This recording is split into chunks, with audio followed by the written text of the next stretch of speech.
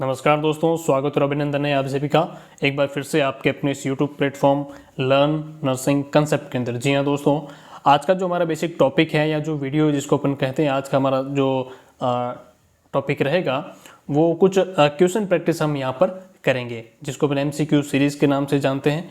और ये जो MCQ सीरीज है प्यारे दोस्तों, ये अपकमिंग एग्जाम्स जितने भी आने वाले हैं, either it is the PGI Chandigarh का हो या आपके जो PGI संगरूर पंजाब जो सैटेलाइट सेंटर का एग्ज़ाम करवा रही है PGI चंडीगढ़, या AGPG या और भी कॉम्पिटिटिव एग्ज़ाम्स जो अपकमिंग होने वाले हैं, उसके पॉइंट ऑफ व्यू से बहुत इंपॉर्टेंट रहेगा।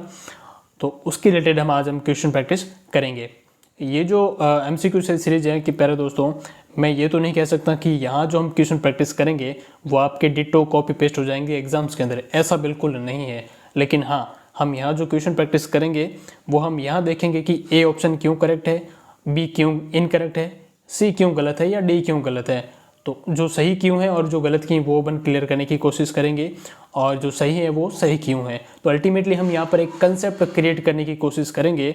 एग्जाम्स के अंदर कॉपी पेस्ट बिल्कुल नहीं होगा, ऐसा हम दावा नहीं कर सकते। हाँ, लेकिन कंसेप्ट वही रहेगा। एग्जाम्स के अंदर लैंग्वेज को घुमाया जा सकता है, सवाल को बदला जा सकता है, ऑप्शन को बदला जा सकता है, लेकिन कंसेप्ट कवि के जो भाव वही रहेंगे, है ना। कहने का बेसिक मतलब यही है। तो हम मूवमेंट करते हैं आज के पहले क्वेश्चन की तरफ। आइए चलते हैं। पहला सवाल है प्यारे दोस्तों, an important condition causing renal calculi. आज के हमारे सेशन का पहला सवाल कह रहा है कि ऐसी कौन सी कंडीशन है जो आपके रेनल कैलकुलाई कर सकती है, मतलब रेनल स्टोन का कारण बन सकती है। ऑप्शन पहला कह रहा है आपका नेफ्रोटिक सिंड्रोम, दूसरा है आपका रेनल ट्यूमर्स, ऑप्शन सी कह रहा है आपका hyper parathyroidism, and option D है आपका हाइपरटेंशन। क्या आंसर होगा, एनी आइडिया? चलिए हम यहाँ पर देखते हैं। ये जो नेफ्रोटिक सिंड्रोम होता है प्यारे दोस्तों, ये एक किडनी का डिसऑर्डर होता है ना। किडनी का डिसऑर्डर होता है जिसके अंदर क्या होता है, आपका जो ग्लोमेरुलर कैपिलरी होती है ना, उसका डिस्ट्रक्शन हो जाता है, और वहाँ पर आपके बॉडी से प्रोटीन का लीकेज होता है। क्या होता है, ग्लोमेरुलर जो कैपिलरीज होती है वो आपके डिस्ट्रॉय हो जाती है, और उसकी वजह से आपका जो लीकेज होता है, किसका, प्रोटीन लीकेज होता है। क्या होता है, प्रोटीन लीकेज। प्रोटीन जब लीकेज रहेगा आपकी बॉडी से, तो बॉडी के अंदर 3 मेजर क्लासिकल सिम्टम इसके आएंगे इस बीमारी के, जो एग्जाम्स के अंदर आपके पूछे जा सकते हैं और बार बार पूछे जाते हैं। वो जो 3 क्लासिकल सिम्टम हैं वो कौन कौन से रहेंगे वो हम देखने की कोशिश करेंगे। पहला जो सिम्टम रहेगा, जब आपकी बॉडी से प्रोटीन लीकेज होगा तो आपकी यूरिन के अंदर क्या होगा, वो प्रोटीन आएगा, है ना। किडनी जो होती है फिल्ट्रेशन का काम करती है, और प्रोटीन नॉर्मली नहीं छनती है। वो अगर छन जाती है, आपकी फिल्टर हो जाती है, तो आपकी यूरिन के अंदर आ जाएगी, और जब यूरिन के अंदर आ जाएगी तो यूरिन के अंदर प्रोटीन की प्रेजेंस को हम कहते हैं प्यारे दोस्तों प्रोटीनूरिया। क्या कहते हैं, प्रोटीनूरिया। तो पहला क्लासिकल सिम्टम ये हो गया। दूसरा क्लासिकल सिम्टम की बात करें तो जब प्रोटीन आपकी बॉडी से निकलेगी, जो मेजर प्रोटीन आपकी बॉडी के अंदर होती हैं वो होती है आपकी एल्बुमिन। हम सभी जानते हैं दैट द एल्बुमिन प्रोटीन आपकी मेजर प्रोटीन होती है, और एल्बुमिन प्रोटीन क्या करती हैं, आपके ऑन्कोटिक प्रेशर मेंटेन करने का काम करती है। क्या करती है, ऑन्कोटिक प्रेशर मेंटेन करती हैं, जिसके आपकी बॉडी का होम्योस्टेसिस मेंटेन रहता है इंट्रा एंड एक्स्ट्रावेस्कुलर फ्लूइड का। जब आपकी एल्बुमिन प्रोटीन बाहर निकल जाएगी तो आपका जो एक्स्ट्रावेस्कुलर फ्लूइड और जो इंट्रावेस्कुलर फ्लूइड है उसके बीच में होम्योस्टेसिस डिस्टर्बेंस हो जाएगा, और जो आपकी सेल्स का जो फ्लूइड है या वेसल्स का फ्लूइड है वो बॉडी से बाहर, वो आपकी वेसल्स या सेल से बाहर निकल जाएगा। जब बाहर निकलेगा वो आपकी बॉडी के अंदर क्या करेगा, एडिमा कॉज करेगा। तो दूसरा क्या सिम्टम हो गया आपके, दैट इज द एडिमा। ये जो एडिमा होगी आपकी पूरी बॉडी के अंदर होगी, जिसको अपन NSR का कहते हैं। तो आपके पहला हो गया प्रोटीनूरिया, दूसरा हो गया एडिमा। थर्ड जो सिम्टम रहेगा आपके, जब बॉडी के अंदर एल्बुमिन डिक्रीज हो जाएगी, तो बॉडी के अंदर डिक्रीज एल्बुमिन को अपन कहते हैं हाइपोएल्बुमिनीमिया। हाइपोएल्बुमिनीमिया, है ना। और चौथा जो सिम्टम यहाँ पर एक और, ये 3 सिम्टम मेन रहेंगे। चौथा सिम्टम यहाँ पर कुछ लिपिड डिस्टर्बेंस भी हो जाएंगे, हाइपर लिपिडीमिया। तो ये जो क्लासिकल सिम्टम रहते हैं आपके नेफ्रोटिक सिंड्रोम के रहते हैं, लेकिन ये रेनल कैलकुलाई कभी आपकी कॉज नहीं कर सकता, ये कंडीशन नहीं बन सकता। तो पहला जो आपका ऑप्शन है वो क्या हो गया, आपका गलत आंसर हो गया। बात करते हैं दूसरा रीनल ट्यूमर। ट्यूमर जो होते हैं कैंसरस कंडीशन होती हैं किडनी के अंदर, कैंसर वो अपने आप के अंदर बड़ी बीमारी होती हैं, किडनी के फंक्शन को अल्टर करेगा, किडनी के आपके जो नॉर्मल फंक्शन है उसको अल्टर कर देगा, डिस्टर्बेंस कर देगा, किडनी फेल कर सकता है, लेकिन कैलकुलस का कारण ये नहीं बन सकता, तो ये भी रीनल ट्यूमर यहाँ पर करेक्ट आंसर नहीं बन सकता। ऑप्शन सी कह रहा है हाइपर पैराथायरॉयडिज्म। जी हाँ, बिल्कुल करेक्ट बात है, ये जो ऑप्शन सी है आप बिल्कुल सही आंसर बनेगा। कैसे बनेगा देखिए, हाइपर पैराथायरॉयडिज्म, हम एक थायराइड ग्लैंड पढ़ते हैं ना, थायराइड ग्लैंड जो आपके नॉर्मली थ्रोट के अंदर होती है और बटरफ्लाई शेप की थायराइड ग्लैंड होती है। इस थायराइड ग्लैंड के बैक साइड के अंदर आपकी पोस्टीरियर सरफेस के अंदर होती है पैराथायराइड ग्लैंड, जो नंबर के अंदर 4 होती है। कितनी होती हैं? 4 होती हैं। ये जो पैराथायराइड ग्लैंड होती हैं प्यारे दोस्तों, ये सीक्रेट करती हैं आपके पीटीएच हार्मोन। क्या करती हैं? पीटीएच, जिसको अपन कहते हैं पैराथायराइड हार्मोन। क्या कहते हैं? Parathyroid hormone. ये जो पैराथायराइड हार्मोन होते हैं, इसका रोल क्या रहता है आपकी बॉडी के अंदर? ये करते हैं आपके डिक्रीज करते हैं आपकी बॉडी में कैल्शियम लेवल को। क्या करते हैं? कैल्शियम लेवल को कम करने का काम करती हैं। पूछा जाए बढ़ाने का काम कौन करते हैं? जो थायराइड ग्लैंड होती हैं उससे हार्मोन निकलता है आपका कैल्सिटोनिन। सॉरी, कंसेप्ट थोड़ा उल्टा हो गया। ये आपके इंक्रीज करने का काम करती है ना, ये इंक्रीज करने का काम करती है। पीटीएच हार्मोन क्या करते हैं? आपके ब्लड के अंदर कैल्शियम को इंक्रीज करते हैं। क्या करते हैं? इंक्रीज करते हैं। और जो कैल्सिटोनिन रहता है, कैल्सिटोनिन वो क्या करता है? डिक्रीज करने का काम करते हैं, है ना। तो जब पीटीएच हार्मोन यहाँ पर कंडीशन दे रखी हाइपर पैराथायरॉयडिज्म, मतलब आपके पीटीएच का लेवल बढ़ चुका है नॉर्मल रेंज से, तो ये हाइपर पैराथायरॉयडिज्म कॉज कर दिया। तो अब ये जब पीटीएच का लेवल बढ़ेगा तो आपकी बॉडी के अंदर कैल्शियम का लेवल भी बढ़ेगा, और जब कैल्शियम का लेवल बढ़ेगा उस कंडीशन को हम कहते हैं हाइपर कैल्सीमिया। Hyper calcaemia. और हाइपर कैल्सीमिया जब आपकी बॉडी के अंदर होगा, वो जाकर आपके रेनल ट्यूब्यूल्स के अंदर आपके जो नेफ्रॉन है वहाँ पर जहाँ पर ऑब्स्ट्रक्शन कॉज कर सकता है, कैल्शियम डिपोजिट हो जाएगा। क्या करेगा? डिपोजिट। ये आपके डिपॉजिट हो जाएगा और अल्टीमेटली क्या कर सकता है? आपका स्टोन बना सकता है या रिनल कैलकुलाई कर सकता है, दैट इज द कैलकुलाई। तो हाइपर पैराथायरॉयडिज्म जो रहेगा ये आपका रिनल कैलकुलाई का कारण बन सकता है। तो ऑप्शन सी जो रहेगा यहाँ पर बिल्कुल करेक्ट आंसर रहेगा।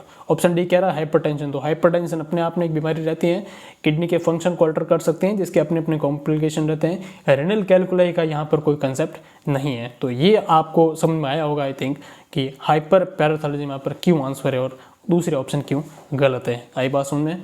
हम मूवमेंट करते हैं नेक्स्ट क्वेश्चन की तरफ।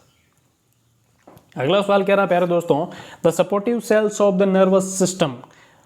Option A T cells, option B stem cells, option C glial cells and option D the astrocyte. सवाल पूछा है कि नर्वस सिस्टम की सपोर्टिव सेल्स कौन सी होती है।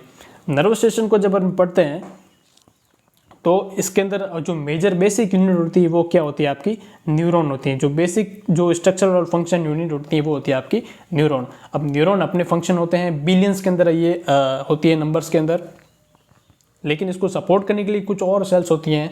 उन सेल्स को अपन क्या क्या कहते हैं वो सवाल ने पूछा है, जिसको अपन सपोर्टिव सेल्स कहते हैं। उसका नाम क्या है? T cells. टी सेल्स जो होती हैं ये आपकी बीटा लिम्फोसाइट या टी लिम्फोसाइट्स होती हैं।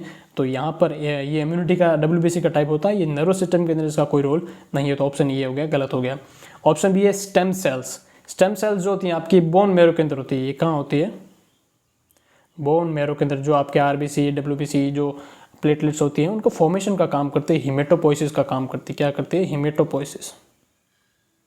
हिमेटोपोइसिस का काम करती है। तो यहाँ पर नर्व सिस्टम का में यहाँ इसका कोई रोल नहीं है। ऑप्शन सी कह रहा है glial cell. Yes, this is the correct answer. Option C glial cell जो रहेगा ये बिल्कुल करेक्ट आंसर है। Supportive cells of the nerve system is also known as glial cells. और ऑप्शन डी है। अब देखते हैं ग्लियल सेल्स होती हैं ये सपोर्टिव सेल्स इसको कहते हैं। इसको सपोर्टिव सेल्स क्यों कहते हैं? क्योंकि ये नंबर के अंदर बेसिकली 5 होती है। कितनी होती है? नंबर के अंदर 5 होती है। बार बार एग्जाम्स के अंदर इसके बारे में पूछा जाता है, बहुत ही इंपॉर्टेंट है इसका कंसेप्ट। तो पहली जो सेल्स होती हैं उसको अपन कहते हैं ओलिगोडेंड्रोसाइट। ओलिगोडेंड्रोसाइट्स। ओलिगोडेंड्रोसाइट्स का मतलब होता है ओलिगो मतलब फ्यू, डेंड्रोसाइट मतलब डेंड्राइन सेल, डेंड्राइन सेल्स।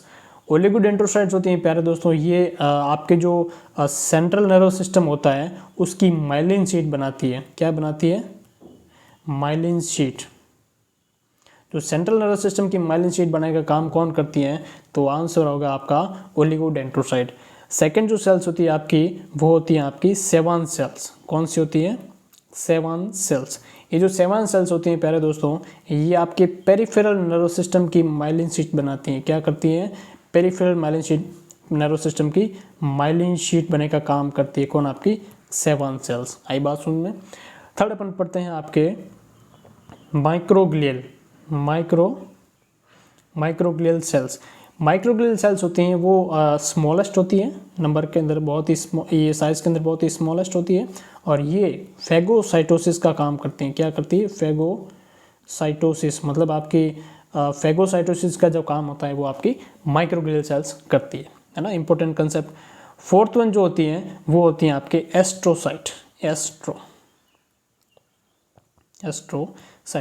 एस्ट्रोसाइट का जो शेप होता है वो स्टार शेप का होता है। स्टार है ना, स्टार जो तारा होता है बेसिकली ना। एस्ट्रो जो हम एस्ट्रोलॉजी देखते हैं, तारे सितारे ग्रह सितारे, तो एस्ट्रो मतलब स्टार। तो इसका जो शेप होता है प्यारे दोस्तों, ये स्टार शेप की होती है। कैसी होती है? स्टार शेप की। इसके काम भी प्यारे दोस्तों स्टार शेप के होते हैं। कौन कौन से होते हैं? स्टार वाले काम होते हैं जो हम देखते हैं। पहला जो काम होता है इसका, ये आपके ब्लड ब्रेन बैरियर जिसको अपन कहते हैं, ये फॉर्मेशन करता है आपकी। बहुत ही इंपॉर्टेंट कंसेप्ट है। ब्लड ब्रेन बैरियर कौन बनाता है? एस्ट्रोसाइट। दूसरा है कि आपके जो न्यूरॉन के अंदर जो मेटाबॉलिज्म होता है, मेटाबॉलिज्म, उसका काम भी कौन करता है आपके? दैट इज द एस्ट्रोसाइट करता है ना। तो ये जो एस्ट्रोसाइट है ये क्या करती है? आपके स्टार वाले काम करती है ना। तो ये इसका फंक्शन हो गया। लास्ट अपन पढ़ते हैं प्यारे दोस्तों, एक होती है आपकी ependymal cell. Ependymal cells. Ependymal cells जो होती हैं ये क्या करती है? आपकी जो ब्रेन के जो वेंट्रिकल्स होते हैं ना, उनकी लाइनिंग बनाने का काम करती है। नर्व सिस्टम में अगर पढ़ते हैं, ब्रेन के अंदर वेंट्रिकल होते हैं, राइट वेंट्रिकल, लेफ्ट वेंट्रिकल, है ना, राइट लेटरल जो अपन पढ़ते हैं ना, तो वेंट्रिकल्स की क्या बनाती है? लाइनिंग, है ना, लाइनिंग ऑफ वेंट्रिकल्स। लाइनिंग जो थी वेंट्रिकल्स की, अब ये जो लाइनिंग रहेगी वेंट्रिकल्स की, उस लाइनिंग को एक और नाम से जानते हैं, उसको अपन कहते हैं कोरोइड प्लेक्सस।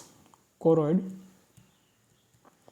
प्लेक्सस के नाम से जानते हैं। और ये जो कोरोइड प्लेक्सस होता है ये क्या सीक्रेट करता है? बहुत ही इंपॉर्टेंट रहता है।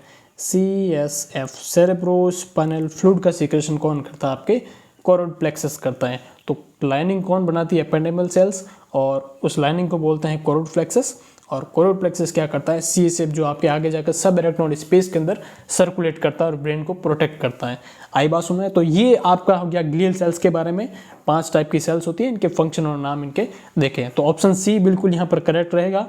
ऑप्शन डी में कहा एस्ट्रोसाइट्स। देखिए एस्ट्रोसाइट अभी हमने एक टाइप इसका पढ़ा है, तो इसका सपोर्टिव सेल्स का टाइप है ये सपोर्टिव सेल्स को नहीं बोलते हैं ना, तो ये इसका टाइप हो गया। तो यहाँ पर आंसर करेक्ट रहेगा आपका सी ऑप्शन। हम मूवमेंट करते हैं नेक्स्ट सवाल की तरफ। देखिए नेक्स्ट सवाल कह रहा है, in spinal cord myelin sheath is formed by. Spinal cord के अंदर आपकी माइलिन शीट का फॉर्मेशन कौन करता है? ऑप्शन ए कह रहा है सेवन सेल्स, ऑप्शन बी कह रहा है ओलिगोडेंड्रोसाइट सेल्स, ऑप्शन सी कह रहा है आपके astrocytes, and option D is the microglial cells. क्या आंसर रहेगा? आई थिंक अब बहुत इजी हो गया होगा हमारे लिए ये जानना थोड़ा। तो देखो कंफ्यूजन नहीं होना है, कंफ्यूज बिल्कुल नहीं होना है। स्पाइनल कॉर्ड जो होती है वो बेसिकली आपके सेंट्रल नर्वस सिस्टम का पार्ट होता है ना। नर्वस सिस्टम पढ़ते हैं ना, नर्वस सिस्टम, उसके 2 पार्ट पढ़ते हैं हम।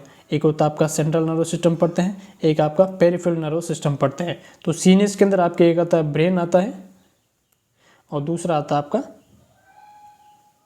Spinal cord. और ब्रेन के फिर अलग अलग फर्दर पार्ट होते हैं, वो अपन फर्दर कभी देखेंगे।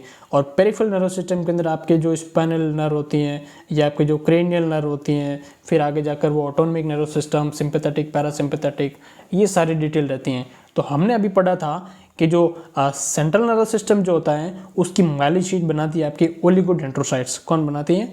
ओलिगोडेंड्रोसाइट। और जो पेरिफेरल नर्वस सिस्टम रहता है उसकी बनाती है आपकी सेवान सेल्स। कौन बनाती है? सेवान सेल।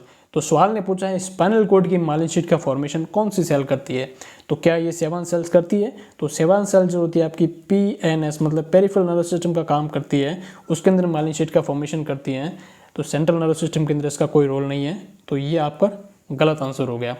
ऑप्शन बी है ओलिगोडेंड्रोसाइट। तो जी हाँ बिल्कुल ये करेक्ट आंसर बनेगा, oligodendrocyte is the correct answer, B is the correct answer. ये आपके सेंट्रल नर्वस सिस्टम की क्या करती है, माइलिन शीट बनाने का काम करती हैं, जिसके अंदर ब्रेन और स्पाइनल कॉर्ड आते हैं। नेक्स्ट पूछा है एस्ट्रोसाइट, जिसके अलग अलग ब्लड ब्रेन बैरियर बनाती है और आपके मेटाबॉलिज्म का काम करती है, तो यहाँ पर ये आंसर नहीं बनेगा। माइक्रोग्लियल सेल्स होती है आपकी फेगोसाइटोसिस का काम करती है, तो यहाँ पर ये भी गलत आंसर रहेगा। Correct option is the B.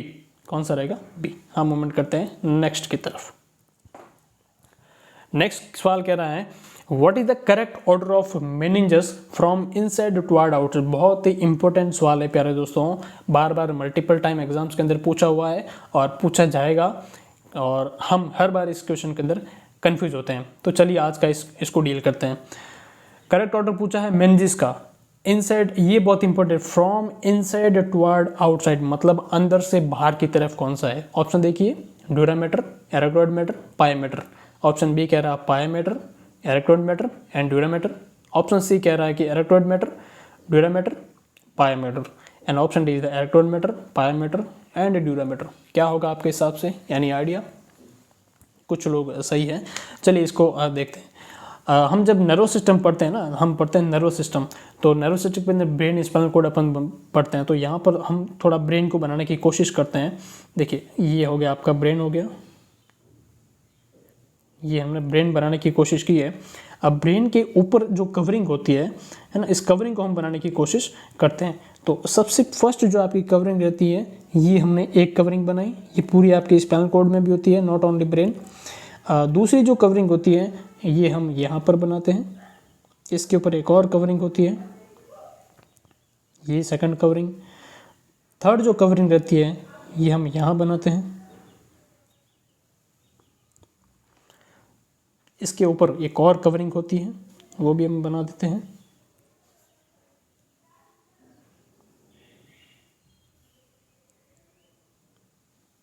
एक और कवरिंग, वो फिर आपके स्पाइनल कॉर्ड तक नहीं रहेगी, वो फिर यहीं तक रहेगी, ब्रेन तक, और उसके ऊपर आपका ये, और फिर ये आपके हेयर जो होते हैं ब्रेन हेड के ऊपर। अब इसकी कवरिंग के सीक्वेंस अपन समझें तो लेट सपोज ये हमने अंदर क्या बनाया, ब्रेन बनाया है, दिस इज आवर ब्रेन। अब ब्रेन की जो फर्स्ट कवरिंग होती है प्यारे दोस्तों, ये इनसाइड वाली है ना, इनसाइड वाली कवरिंग है, उसको अपन क्या कहेंगे, दैट इज द पायामेटर, इसको कहेंगे पायामेटर, पायामेटर। और ब्रेन की जो ऊपर वाली जो लेयर है पायामेटर के ऊपर, उसको अपन कहेंगे एरेक्टोइड मैटर, मैटर। और इसके ऊपर जो एरेक्टोइड मैटर के ऊपर है उसको हम कहेंगे ड्यूरा मैटर, उसको क्या कहते हैं, ड्यूरा मैटर। ड्यूरा मैटर के ऊपर जो रहता है वो आपका पेरियोस्टियम, इसको कहते हैं पेरियोस्टियम। और पेरियोस्टियम के ऊपर है आपका स्कल, है ना, और स्कल के ऊपर है आपके स्काल्प, और स्काल्प के ऊपर जो आप देख रहे हैं ये होते हैं आपके काले घुंघराले बाल, मतलब हेयर।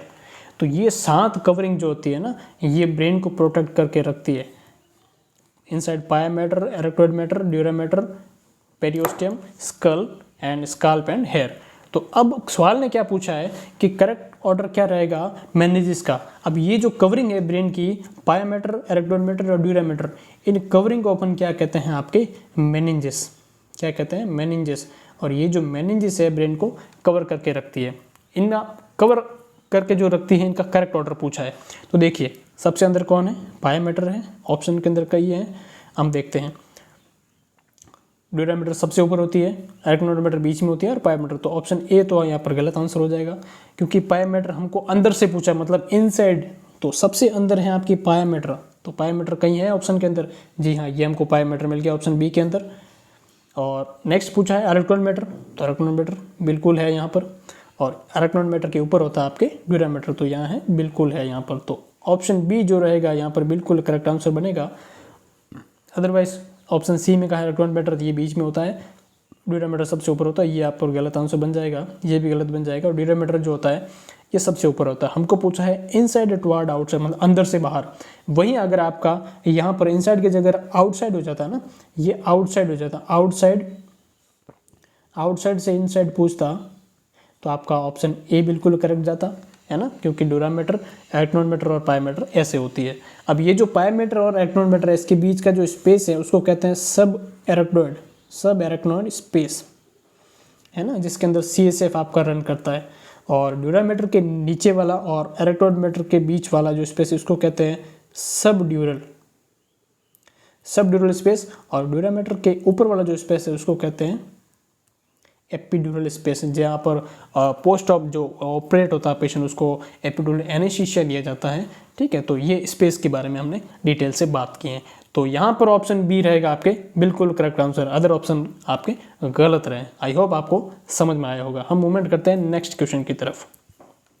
सवाल नेक्स्ट कह रहा है आपके विटामिन के is administered at birth among newborn. Vitamin के जो रहता है आपके न्यूबॉर्न के अंदर क्यों दिया जाता है, जो बच्चों के अंदर बर्थ के टाइम दिया जाता है, पर्पस क्या होता है ना। आई थिंक सवाल आप समझ गए हैं। ऑप्शन ए कह रहा है कि prevent bleeding, option B is increase immunity, option C is prevent infection and option D is correct malnutrition. तो जब हम इंटेस्टाइन को पढ़ते हैं, GI ट्रैक को पढ़ते हैं, है ना, ये स्टमक हो गया और ये हमारी स्मॉल इंटेस्टाइन होती है, ये लार्ज इंटेस्टाइन होती है ना। तो हमारे जो इंटेस्टाइन होती हैं वहाँ पर होते हैं कुछ हेल्दी फ्लोरा, वहाँ क्या होते हैं, कुछ हेल्दी फ्लोरा होते हैं। हेल्दी फ्लोरा मतलब आपके बैक्टीरिया होते हैं जो हेल्दी होते हैं हमारी बॉडी के लिए। वो जो हेल्दी फ्लोरा होते हैं वो क्या करते हैं, आपके विटामिन के का सिंथेसिस करते हैं। विटामिन के का क्या करते हैं, फॉर्मेशन करते हैं, सिंथेसिस करते हैं। तो ये जो विटामिन के होता है आपकी हेल्प करता है किसके अंदर, कोएगुलेशन का प्रोसेस के अंदर,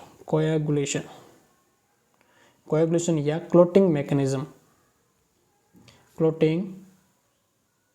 मैकेनिज्म, मतलब आपके ब्लड क्लॉटिंग के अंदर हेल्प करता है। कौन, विटामिन के। विटामिन के जो होता है एक फैट सॉल्युबल विटामिन होता है, जो आपके सोर्स आउटसाइड फूड सोर्स से भी लेते हैं, लेकिन आपकी इंटेस्टाइन के जो हेल्दी फ्लोरा होते हैं वो भी फॉर्मेशन करने का काम करते हैं। अब लेकिन यहाँ पर सवाल पूछा है न्यूबॉर्न के अंदर, तो न्यूबॉर्न जो होता है बेसिकली उस बच्चे की जो इंटेस्टाइन होती है वो बिल्कुल होती है स्टेराइल। क्या होती है, स्टेराइल।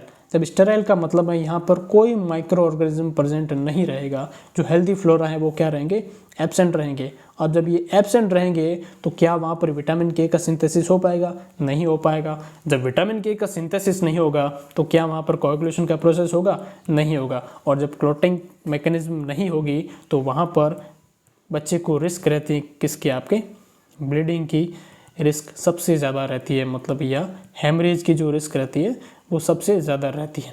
तो यहाँ पर विटामिन के बच्चे को आउटसाइड दिया जाता है, इंजेक्शन के थ्रू दिया जाता है, इंट्रामस्कुलर दिया जाता है, IM रूट के थ्रू, जो बच्चे की आपकी जो थाई की जो मसल्स होती है ना वहाँ पर दिया जाता है। वास्टस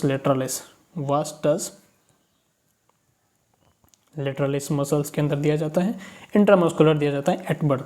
तो पर्पस पूछा है कि क्यों दिया जाता है, तो प्रिवेंट ब्लीडिंग, इम्यूनिटी बढ़ाने के लिए, प्रिवेंट इन्फेक्शन या करेक्ट माल न्यूट्रिशन। जी हाँ, बिल्कुल ऑप्शन ए जो होता है बिल्कुल आपके करेक्ट आंसर हो जाएगा। Option A is the correct. यहाँ पर ब्लीडिंग को रोकने के लिए विटामिन के का इंजेक्शन दिया जाता है बच्चों को। आई बात सुनने।